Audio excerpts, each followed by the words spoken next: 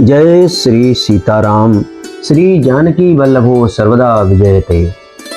राम कथा प्रेमी भक्तजनों, अब तक की कथा में आपने सुना कि लंका का राजा रावण सीता जी को छल के साथ हर ले गया और पुष्पक विमान में उनको ले जाते समय गिद्धराज जटायु ने रावण का बलपूर्वक सामना किया, किंतु दुष्ट रावण ने जटायु के पर काट दिए और जटायु घायल होकर वन मार्ग में गिर पड़े। फिर वह दुष्ट रावण सीता जी को रथ पर चढ़ाकर बड़ी उतावली के साथ चला। उसे भी भय कम न था। सीता जी आकाश में विलाप करती हुई जा रही हैं, मानो व्याध के बस में पड़ी हुई कोई भयभीत हिरनी हो। पर्वत पर बैठे हुए बंदरों को देखकर सीता जी ने हरिनाम लेकर वस्त्र डाल दिया। इस प्रकार वह सीता जी को ले गया और उन्हें अशोक वन में जा रखा। सीता जी को बहुत प्रकार से भय और प्रीति दिखलाकर वह दुष्ट हार गया। तब उन्हें यत्न करा के अशोक वृक्ष के नीचे रख दिया। राम कथा प्रेमी भक्तजनों, यहाँ तक की कथा आपने पिछले कहानी में सुनी, पिछली कथा में सुनी।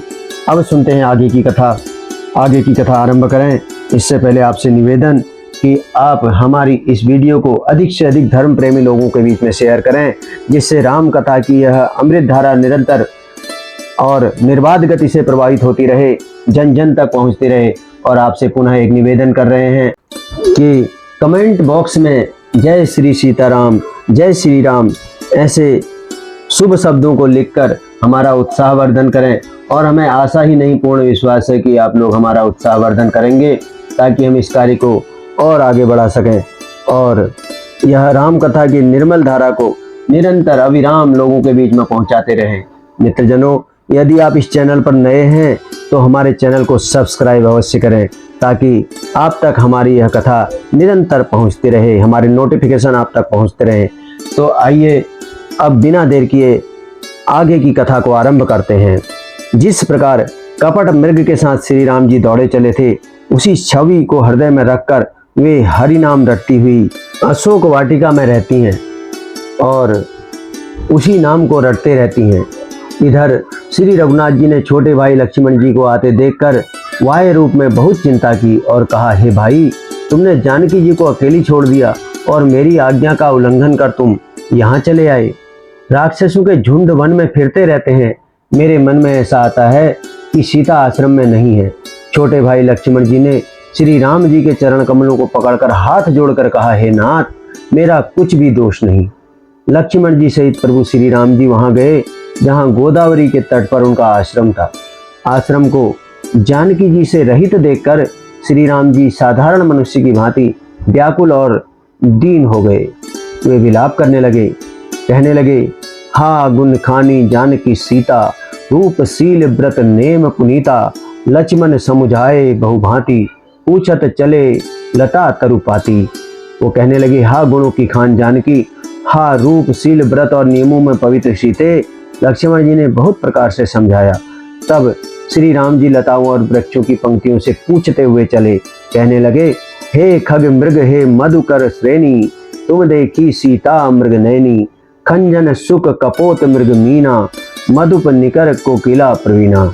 हे पक्षियों, हे पशुओं, हे भौरों की पंक्तियों, तुमने कहीं मृग नैनी सीता को देखा है? खंजन, तोता, कबूतर, हिरन, मछली, भौरों का समूह, प्रवीण कोयल, कुंदकली, अनार, बिजली, कमल, शरद का चंद्रमा और नागिनी, वरुण का पास, कामदेव का धनुष, हंस, गज और सिंह, ये सब आज अपनी प्रशंसा सुन रहे हैं। बेल, सुवर्ण और केला हर्षित हो रहे हैं। इनके मन में जरा भी शंका और संकोच नहीं है। हे जानकी सुनो, तुम्हारे बिना ये सब आज ऐसे हर्षित हो रहे हैं मानो राज पा गए हो। अर्थात तुम्हारे अंगों के सामने ये सब तुच्छ, अपमानित और लज्जित थे। आज तुम्हें देखकर ये अपनी शोभा के अभिमान में फूल रहे हैं, अर्थात अपने अभिमान में खुश हो रहे हैं। तुमने यह स्पर्धा कैसे सही, अर्थात तुमसे यह स्पर्धा कैसे सही जाती है? हे प्रिय, तुम शीघ्र ही प्रकट क्यों नहीं होती? इस प्रकार स्वामी श्री राम जी सीता जी को खोजते हुए विलाप करते हैं, मानो कोई महाविरही और अत्यंत कामी पुरुष हो। किमि सही जात अनख तो ही पाई, प्रिया बेगी प्रकटसी कस नाही, यही विधि खोजत बिलपत स्वामी, मनहु महाबिरही अतिकामी। पूर्ण काम आनंद की राशि अजन्मा और अविनाशी श्री राम जी मनुष्यों के से चरित्र कर रहे हैं। आगे जाने पर उन्होंने गृध्रपति जटायु को पड़ा देखा। वह श्री राम जी के चरणों का स्मरण कर रहा था, जिनमें रेखाएं हैं अर्थात ध्वजा पुलिस आदि की रेखाएं हैं अर्थात चिन्ह हैं। कृपा सागर श्री रघुवीर ने अपने कर कमल से उसके सिर का स्पर्श किया, उसके सिर पर कर कमल फेर दिया। शोभा धाम श्री राम जी का मुख देखकर उसकी सब पीड़ा जाती रही। तब धीरज धरकर गीध ने यह वचन कहा, हे भव के भय का नाश करने वाले श्री राम जी सुनिए। हे नाथ, रावण ने मेरी यह दशा की है, उसी दुष्ट ने जानकी जी को हर लिया है। हे गोसाई, वह उन्हें लेकर दक्षिण दिशा को गया है। सीता जी कुररी अर्थात कुर्ज की तरह अत्यंत विलाप कर रही थी। हे प्रभु, मैंने आपके दर्शनों के लिए ही प्राण रोक रखे थे। हे कृपा निधान, अब ये चलना चाहते हैं। श्री रामचंद्र जी ने कहा, हे तात, शरीर को बनाए रखिए। तब उसने मुस्कुराते हुए मुंह से यह बात कही, मरते समय जिनका नाम मुख में आ जाने से अधम अर्थात महान पापी भी मुक्त हो जाता है, ऐसा वेद गाते हैं, वही मेरे नेत्रों के विषय होकर आप मेरे सामने खड़े हैं। हे नाथ, अब मैं किस कमी की पूर्ति के लिए इस देह को रखूं? नेत्रों में जल भरकर श्री रघुनाथ जी कहने लगे, हे तात, आपने अपने श्रेष्ठ कर्मों से दुर्लभ गति पाई है। जिनके मन में दूसरे का हित बसता है, उनके लिए जगत में कुछ भी दुर्लभ नहीं है। हे तात, शरीर छोड़कर आप मेरे परम धाम में जाइए। मैं आपको क्या दूं? आप तो पूर्ण काम हैं अर्थात आप तो सब कुछ पा चुके हैं। हे तात, सीता हरण की बात आप जाकर पिताजी से न कहिएगा। यदि मैं राम हूं तो दशमुख रावण कुटुंब सहित वहां आकर स्वयं ही कहेगा। जटायु ने गीध की देह त्याग कर हरि का रूप धारण किया और बहुत से अनुपम आभूषण और दिव्य पीतांबर पहन लिए। श्याम शरीर है, विशाल चार भुजाएं हैं और नेत्रों में प्रेम तथा आनंद के आंसू का जल भरकर वह स्तुति कर रहा है। जय राम रूप अनूप निर्गुण सगुण गुण प्रेरक सही, दस शीस बाहु प्रचंड खंडन चंड सर मंडन मही, पाथोदगात सरोज मुख राजीव आयत लोचनम, नित नौमि राम कृपाल बाहु विशाल भव भय मोचनम। हे राम जी, आपकी जय हो। आपका रूप अनुपम है, आप निर्गुण हैं, सगुण हैं और सत्य ही गुणों के प्रेरक हैं। 10 सिर वाले रावण की प्रचंड भुजाओं को खंड खंड करने के लिए प्रचंड बाण धारण करने वाले, पृथ्वी को सुशोभित करने वाले, जल युक्त मेघ के समान श्याम शरीर वाले, कमल के समान मुख और लाल कमल के समान विशाल नेत्रों वाले, विशाल भुजाओं वाले और भव भय से छुड़ाने वाले कृपालु श्री राम जी को मैं नित्य ही नमस्कार करता हूँ। आप अपरिमित बलि वाले हैं, अनादि अजन्मा अव्यक्त निराकार एक अगोचर अलक्ष्य गोविंद वेद वाक्यों द्वारा जानने योग्य, इंद्रियों के अतीत अर्थात जन्म मरण सुख दुख हर्ष शोकादि द्वंद्वों को हरने वाले, विज्ञान की घनमूर्ति और पृथ्वी के आधार हैं तथा जो संत राम मंत्र को जपते हैं उन अनंत सेवकों के मन को आनंद देने वाले हैं। उन निष्काम प्रिय तथा काम आदि दुष्टों के दल का दलन करने वाले श्री राम जी को मैं नित्य नमस्कार करता हूँ। जिनको श्रुतियाँ निरंजन ब्रह्मा व्यापक निर्विकार और जन्म रहित कहकर गान करती हैं, मुनि जिन्हें ध्यान ज्ञान वैराग्य और योग आदि अनेक साधन करके पाते हैं, वे ही करुणा कंद शोभा के समूह स्वयं श्री भगवान प्रकट होकर जड़ चेतन समस्त जगत को मोहित कर रहे हैं। मेरे हृदय कमल के भ्रमर रूप उनके अंग अंग में बहुत से कामदेवों की छवि शोभा पा रही है, जो अगम और सुगम है, निर्मल स्वभाव है, विषम और सम है और सदा शीतल है। मन और इंद्रियों को सदा वश में करते हुए योगी बहुत साधन करने पर जिन्हें देख पाते हैं, वे तीनों लोकों के स्वामी रमा निवास श्री राम जी निरंतर अपने दासों के वश में रहते हैं। वे ही मेरे हृदय में निवास करें, जिनकी पवित्र कीर्ति आवागमन को मिटाने वाली है। इस प्रकार से उनकी वंदना जटायु जी करते हैं। अखंड भक्ति का वर मांगकर गृधराज जटायु श्रीहरि के परम धाम को चला गया। श्री रामचंद्र जी ने उसकी क्रियाएं यथायोग्य अपने हाथों से की। श्री रघुनाथ जी अत्यंत कोमल चित्त वाले, दीन दयालु और बिना ही कारण कृपालु हैं।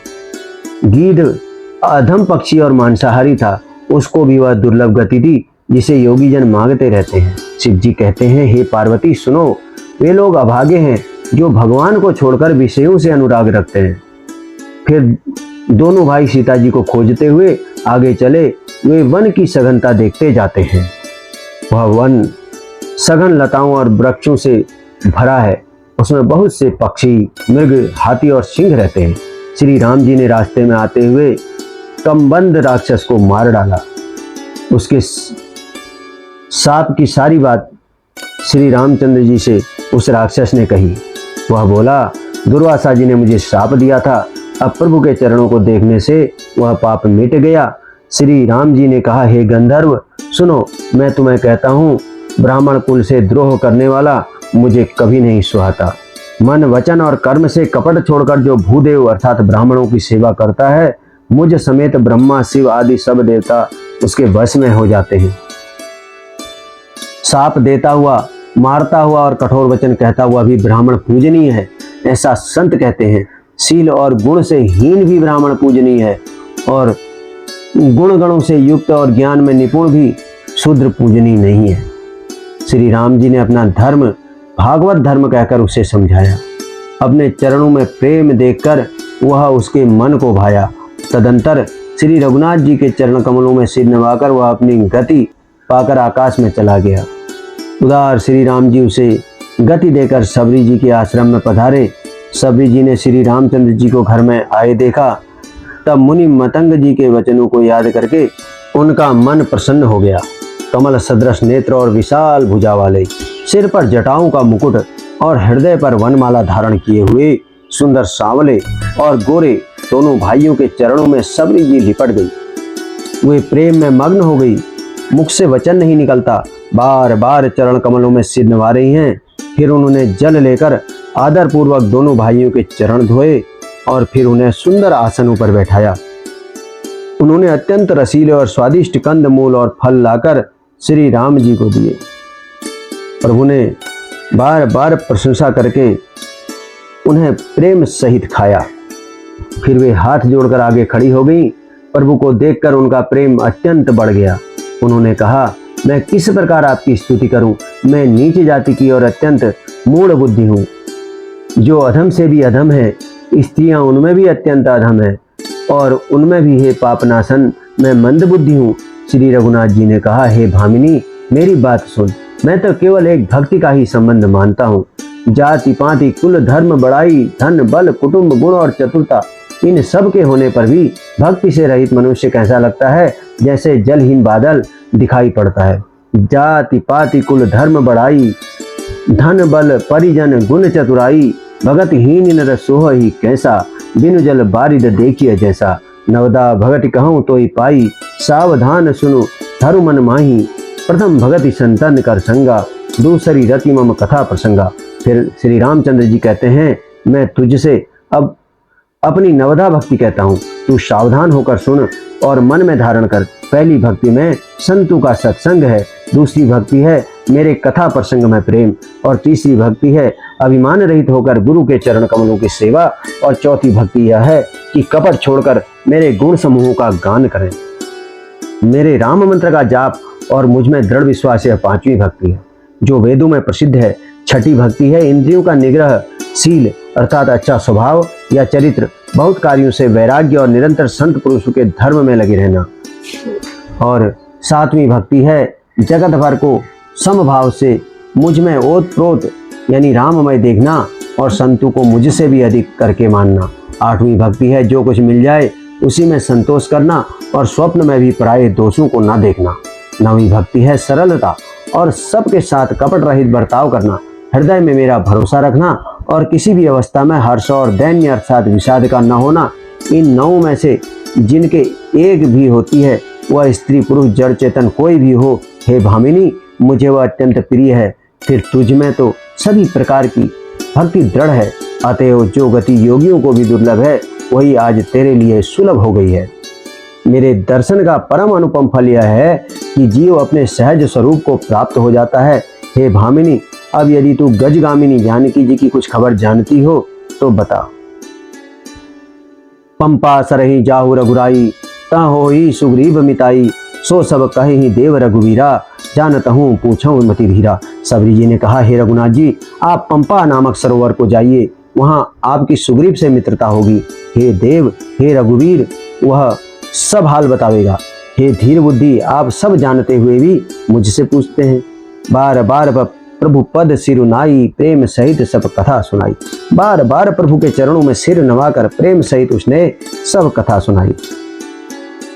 सब कथा कहकर भगवान के मुख के दर्शन कर हृदय में उनके चरण कमलों को धारण कर लिया और योगाग्नि से देह को त्याग कर वह उस दुर्लभ हरि पद में लीन हो गई, जहां से लौटना नहीं होता। तुलसीदास जी कहते हैं कि अनेकों प्रकार के कर्म, अधर्म और बहुत से मत, ये सब शोकप्रद हैं। हे मनुष्यों, इनका त्याग कर दो और विश्राम करके श्री राम जी के चरणों में प्रेम करो। जातिहीन अग जन्म मही, मुक्त कीनी अस नारी, महामंद मन सुख चहसी, ऐसे प्रभु ही बिसारी। जो नीच जाति की और पापों की जन्मभूमि थी, ऐसी स्त्री को भी उन्होंने मुक्त कर दिया। अरे महा दुर्बुद्धि मन, तू ऐसे प्रभु को भूलकर सुख चाहता है। चले राम त्यागा बन सोऊ, अतुलित बल नर के हरि दोऊ, बिरही इव प्रभु करत विषादा, कहत कथा अनेक संवादा। श्री रामचंद्र जी ने उस वन को छोड़ दिया और वे आगे चले। दोनों भाई अतुलनीय बलवान और मनुष्यों में सिंह के समान हैं। प्रभु बिरही की तरह विषाद करते हुए अनेकों कथाएं और संवाद करते हैं और कहते हैं, हे लक्ष्मण, जरा वन की शोभा तो देखो। इसे देखकर किसका मन क्षुब्ध नहीं होता। पक्षी और पशुओं के समूह सभी स्त्री सहित हैं, मानो वे मेरी निंदा कर रहे हैं। लक्ष्मण देख विपिन कई शोभा, देखत केहि कर मन नहीं क्षोभा। नारी सहित खग मृग सब वृंदा, मानहु मोरी करत हहि निंदा। हमें देखकर जब डर के मारे हिरणों के झुंड भागने लगते हैं, तब हिरनियां उनसे कहती हैं, तुमको भय नहीं है, तुम तो साधारण हिरणों से पैदा हुए हो, अब तुम आनंद करो, ये तो सोने का हिरण खोजने आए हैं। हाथी हथनियों को साथ लगा लेते हैं। वे मानो मुझे शिक्षा देते हैं कि स्त्री को कभी अकेली नहीं छोड़ना चाहिए। भली भांति चिंतन करते हुए शास्त्र को भी बार बार देखते रहना चाहिए। अच्छी तरह सेवा किए हुए भी राजा को वश में नहीं समझना चाहिए। और स्त्री को चाहे हृदय में ही क्यों न रखा जाए, परंतु युवती, स्त्री, शास्त्री और राजा किसी के वश में नहीं रहते। हे तात, इस सुंदर वसंत को तो देखो, प्रिया के बिना मुझको यह भय उत्पन्न कर रहा है। बिरह बिकल बलहीन मोही, जाने सी निकट अकेल, सहित विपिन मधुकर खग, मदन कीन बगमेल। मुझे विरह से व्याकुल, बलहीन और बिल्कुल अकेला जानकर कामदेव ने वन, भौरों और पक्षियों को साथ लेकर मुझ पर धावा बोल दिया है। परंतु जब उसका दूत यह देख गया कि मैं भाई के साथ हूं, अर्थात अकेला नहीं हूं, तब उसकी बात सुनकर कामदेव ने मानो सेना को रोककर डेरा डाल दिया। विशाल वृक्षों की लताएं उलझी हुई ऐसी मालूम होती हैं, मानो नाना प्रकार के तंबू तान दिए गए हैं। केला और ताड़ सुंदर ध्वजा पताका के समान है। इन्हें देखकर वही नहीं मोहित होता जिसका मन धीर है। श्री राम जी कहते हैं, अनेकों वृक्ष नाना प्रकार के फल फूलों से फूले हुए हैं, मानो अलग अलग बाना अर्थात अलग अलग वर्दी धारण किए हुए बहुत से तीरंदाज हैं। कहीं कहीं सुंदर वृक्ष शोभा दे रहे हैं, मानो योद्धा लोग अलग अलग होकर छावनी डाले हों। कोयलें कूज रही हैं, वही मानो मतवाले हाथी चिंघाड़ रहे हैं। ढेक और महोक पक्षी मानो ऊंट और खच्चर हैं। मोर, चकोर, तोते, कबूतर और हंस मानो सब सुंदर ताजी घोड़े हैं। तीतर और बटेर पैदल सिपाहियों के झुंड हैं। कामदेव की सेना का वर्णन नहीं हो सकता। पर्वतों की शिलाएं, रथ और जल के झरने, नगाड़े हैं, पपीहे, भाट हैं, जो गुण समूहों का वर्णन करते हैं अर्थात वृंदावली गाते हैं। भौरों की गुंजार भेरी और सहनाई है। शीतल, मंद और सुगंधित हवा मानो दूत का काम लेकर आई है। इस प्रकार चतुरंगिणी सेना साथ लिए कामदेव मानो सबको चुनौती देता हुआ विचार कर रहा है। हे लक्ष्मण, कामदेव की सेना को देखकर जो धीर बने रहते हैं, जगत में उन्हीं की प्रतिष्ठा होती है। इस कामदेव के एक स्त्री का बड़ा भारी बल है, उससे भी जो बच जाए वही श्रेष्ठ योद्धा है। हे तात, काम, क्रोध और लोभ ये तीन अत्यंत प्रबल दुष्ट हैं। ये विज्ञान के धाम मुनियों के भी मनों को पल भर में क्षुब्ध कर देते हैं। लोभ को इच्छा और दंभ का बल है, काम को केवल स्त्री का बल है और क्रोध को कठोर वचनों का बल है। श्रेष्ठ मुनि विचार कर ऐसा कहते हैं। शिव जी कहते हैं, हे पार्वती, श्री रामचंद्र जी गुणातीत अर्थात तीनों गुणों से परे, चराचर जगत के स्वामी और सबके अंतर की जानने वाले, ऐसे भगवान श्री राम हैं। उपयुक्त बातें कहकर उन्होंने कामी लोगों की दीनता अर्थात उनकी बेबसी दिखलाई है और धीर अर्थात विवेकी पुरुषों के मन में वैराग्य को दृढ़ किया है। क्रोध, काम, लोभ, मद और माया ये सभी श्री राम जी की दया से छूट जाते हैं। वह नट अर्थात नटराज भगवान जिस पर प्रसन्न होता है वह मनुष्य इंद्रजाल में नहीं भूलता। हे उमा, मैं तुम्हें अपना अनुभव कहता हूँ, हरि का भजन ही सत्य है, यह सारा जगत तो स्वप्न की भांति झूठा है। फिर प्रभु श्री राम जी पंपा नामक सुंदर और गहरे सरोवर के तीर पर गए। संत हृदय जस निर्मल बारी, मादे घाट मनोहर चारी, जहाँ तहाँ पियहि विविध मृग नीरा, जन उदार ग्रह जाचक भीरा। उसका जल संतों के हृदय जैसा निर्मल है। मन को हरने वाले सुंदर 4 घाट बंधे हुए हैं। भांति भांति के पशु जहाँ तहाँ जल पी रहे हैं, मानो उदार दानी पुरुषों के घर याचकों की भीड़ लगी हो। घनी पुरीणों अर्थात कमल के पत्तों की आड़ में जल का जल्दी पता नहीं मिलता।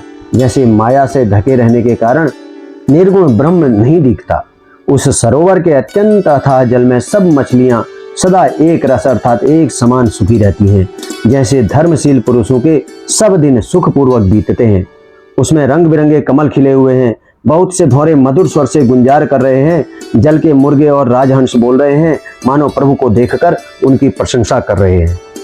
चक्रवाक, बगुले आदि पक्षियों का समुदाय देखते ही बनता है, उनका वर्णन नहीं किया जा सकता। सुंदर पक्षियों की बोली बड़ी सुहावनी लगती है, मानो रास्ते में जाते हुए पथिक को बुलाए लेती हो। उस झील अर्थात पंपा सरोवर के समीप मुनियों ने आश्रम बना रखे हैं। उसके चारों ओर वन के सुंदर वृक्ष हैं। चंपा, मौलश्री, कदम्ब, तमाल, पाटल, कटहल, ढाक और आम आदि बहुत प्रकार के वृक्ष नए नए पत्तों और सुगंधित पुष्पों से युक्त हैं, जिन पर भौरों के समूह गुंजार कर रहे हैं। स्वभाव से भी शीतल, मंद, सुगंधित और मन को हरने वाली हवा सदा वहां बहती रहती है। कोयल कुहू कुहू का शब्द कर रही है। उसकी रसीली बोली सुनकर मुनियों का भी ध्यान टूट जाता है। फलों के बोझ से झुककर सारे वृक्ष पृथ्वी के पास आ लगे हैं, जैसे वो परोपकारी पुरुष बड़ी संपत्ति पाकर झुक जाते हैं। श्री राम जी ने अत्यंत सुंदर तालाब देखकर स्नान किया और परम सुख पाया। एक सुंदर उत्तम वृक्ष की छाया देखकर श्री रघुनाथ जी छोटे भाई लक्ष्मण जी सहित बैठ गए। फिर वहां सब देवता और मुनि आए और स्तुति करके अपने अपने धाम को चले गए। कृपालु श्री राम जी परम प्रसन्न बैठे हुए छोटे भाई लक्ष्मण जी से रसीली कथाएं कह रहे हैं। भगवान को विरह युक्त देखकर नारद जी के मन में विशेष रूप से सोच हुआ। उन्होंने विचार किया कि मेरे ही शाप को स्वीकार करके श्री राम जी नाना प्रकार के दुखों का भार सह रहे हैं। ऐसे भक्त वत्सल प्रभु को जाकर देखूं, फिर ऐसा अवसर न बनावेगा। यह विचार कर नारद जी हाथ में वीणा लिए हुए वहां गए जहां प्रभु सुखपूर्वक बैठे हुए थे। फिर वे कोमल वाणी से प्रेम के साथ बहुत प्रकार से बखान बखान कर रामचरित का गान करते हुए चले आ रहे। दंडवत करते देखकर श्री रामचंद्र जी ने नारद जी को उठा लिया और बहुत देर तक हृदय से लगाए रखा। फिर स्वागत कुशल पूछकर पास बैठा लिया। लक्ष्मण जी ने आदर के साथ उनके चरण धोए। बहुत प्रकार से विनती करके और प्रभु को मन में प्रसन्न जानकर तब नारद जी कमल के समान हाथों को जोड़कर वचन बोले। सुना हूँ उदार सहज रघुनायक, सुंदर अगम सुगम वरदायक, देहु एक बर मांगहु स्वामी, यद्यपि जानत अंतर जामी। वे स्वभाव से ही उदार श्री रघुनाथ जी से बोले, हे रघुनाथ जी सुनिए, आप सुंदर अगम और सुगम वर देने वाले हैं। हे स्वामी, मैं एक वर मांगता हूँ, वह मुझे दीजिए। यद्यपि आप अंतर्यामी होने के नाते सब जानते ही हैं। श्री रामचंद्र जी ने कहा, हे मुनि, तुम मेरा स्वभाव जानते ही हो। क्या मैं अपने भक्तों से कभी कुछ छिपाव करता हूँ? मुझे ऐसी कौन सी वस्तु प्रिय लगती है जिसे हे मुनि श्रेष्ठ तुम नहीं मांग सकते? मुझे भक्त के लिए कुछ भी अदेय नहीं है, ऐसा विश्वास भूलकर भी मत छोड़ो। तब नारद जी हर्षित होकर बोले, मैं ऐसा वर मांगता हूँ, यह धृष्टता करता हूँ। यद्यपि प्रभु के अनेकों नाम हैं और वेद कहते हैं कि वे सब एक से एक बढ़कर हैं, तो भी हे नाथ, राम नाम सब नामों से बढ़कर हो और पाप रूपी पक्षियों के समूह के लिए यह वधिक के समान हो। आपकी भक्ति पूर्णिमा की रात्रि है, उसमें राम नाम यही पूर्ण चंद्रमा होकर और अन्य सब नाम तारागण होकर भक्तों के हृदय रूपी निर्मल आकाश में निवास करें। कृपा सागर श्री रघुनाथ जी ने मुनि से एम वस्तु अर्थात ऐसा ही हो कहा। तब नारद जी ने मन में अत्यंत हर्षित होकर प्रभु के चरणों में मस्तक नवाया। श्री रघुनाथ जी को अत्यंत प्रसन्न जानकर नारद जी फिर कोमल वाणी में बोले, हे राम जी, हे रघुनाथ जी, सुनिए। जब आपने अपनी माया को प्रेरित करके मुझे मोहित किया था, तब मैं विवाह करना चाहता था। हे प्रभु, आपने मुझे किस कारण विवाह नहीं करने दिया? प्रभु बोले, हे मुनि सुनो, मैं तुम्हें हर्ष के साथ कहता हूँ कि जो समस्त आशा भरोसा छोड़कर केवल मुझको ही भजते हैं, मैं सदा उनकी वैसे ही रखवाली करता हूँ जैसे माता बालक की रक्षा करती है। छोटा बच्चा जब दौड़कर आग और सांप को पकड़ने जाता है, तब वहाँ माता अपने हाथों अलग करके उसे बचा लेती है। सयाना हो जाने पर उस पुत्र पर माता का प्रेम तो रहता ही है, परंतु पिछली बात नहीं रहती, अर्थात मातृ परायण शिशु की तरह फिर उसको बचाने की चिंता नहीं रहती, क्योंकि वह माता पर निर्भर न कर अपनी रक्षा आप करने लगता है। ज्ञानी मेरे प्रौढ़ अर्थात मेरे सयाने पुत्र समान हैं, और तुम्हारे जैसा अपने बल का मान न करने वाला सेवक मेरे शिशु पुत्र के समान है। मेरे सेवकों को केवल मेरा ही बल रहता है, और उससे ज्ञानी को अपना बल होता है, पर काम क्रोध रूपी शत्रु तो दोनों के लिए हैं।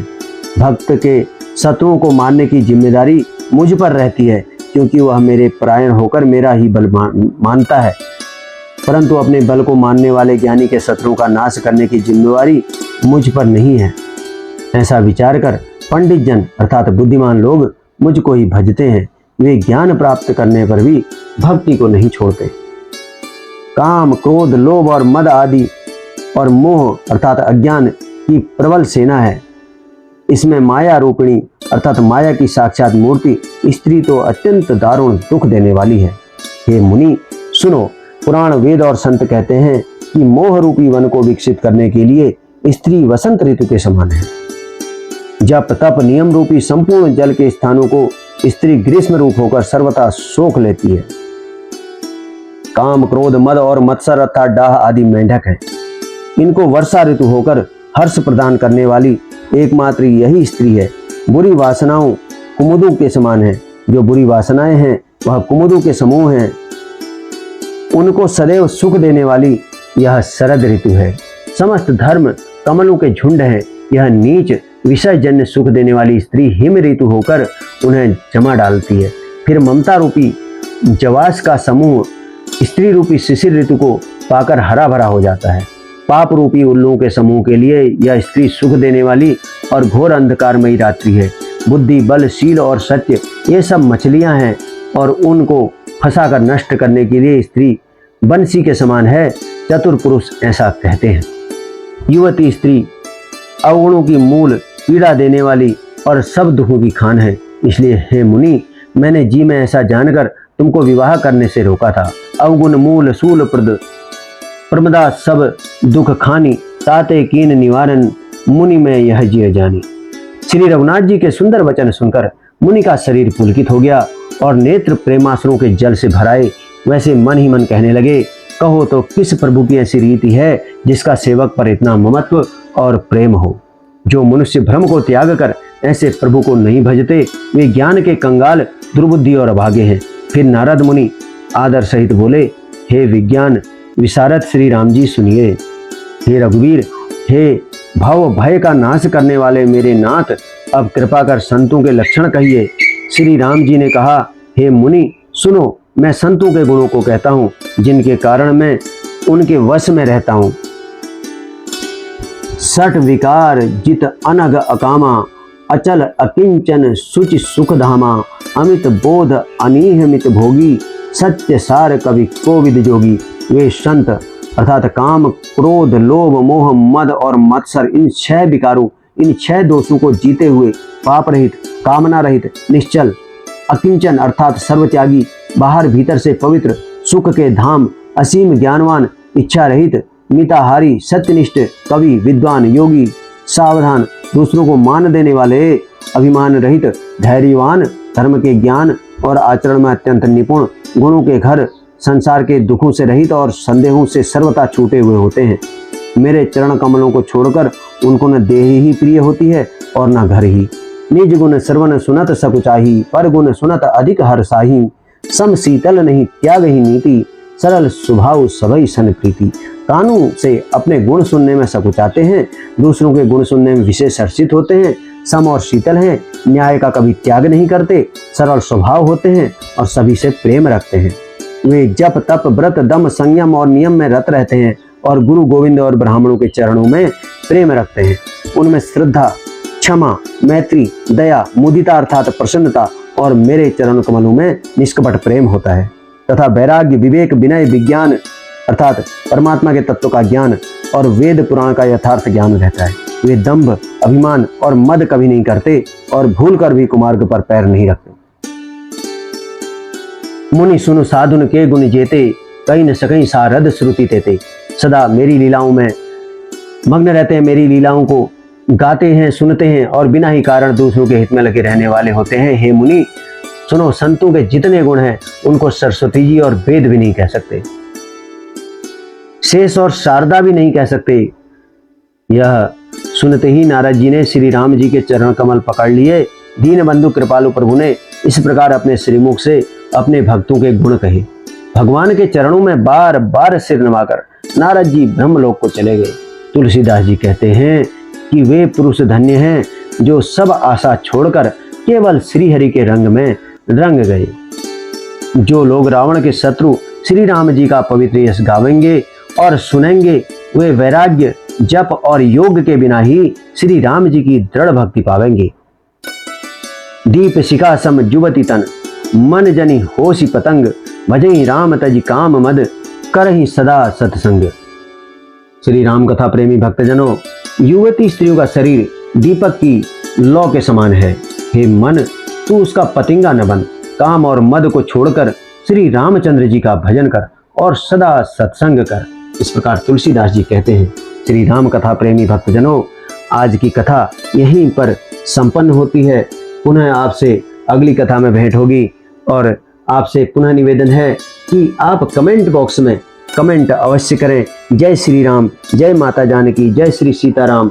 जो भी आपको भगवान के प्रति आस्था हो, निष्ठा हो, उस तरह का कमेंट अवश्य करें, क्योंकि आपके कमेंट हमें ऊर्जा देते हैं इस कार्य को बढ़ाने के लिए। यदि अब आप हमारे चैनल पर नए हैं तो हमारे चैनल को सब्सक्राइब अवश्य करें, अपने मित्रों के बीच में इसको शेयर करें, ताकि राम कथा की यह अविरल निरंतर अमृत धारा निरंतर बहती रहे।